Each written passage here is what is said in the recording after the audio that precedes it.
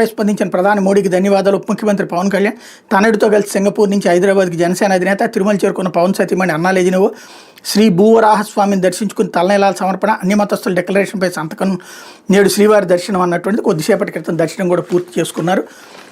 ఇకపోతే బాణాసంచా తయారీ కేంద్రంలో పెను విస్ఫోటనం, ఘటనా స్థలంలోని 5గురు దుర్మరణం, ఆసుపత్రిలో మరో 3 మృత్యువాత, 300 మీటర్ల మేర ఎగిరిపడిన శిథిరాలు, శరీర భాగాలు, కేజీహెచ్లో 5గురు, నర్సీపట్నం 3 చికిత్స, సీఎం డిప్యూటీ సీఎం దిగ్భ్రాంతి, మృతుల కుటుంబాలకు 15 లక్షల పరిహారం ప్రకటన, ప్రధాని 2 లక్షల రూపాయల ఎక్స్గ్రేషియా అన్నటువంటి వార్తని హైలైట్ చేశారు.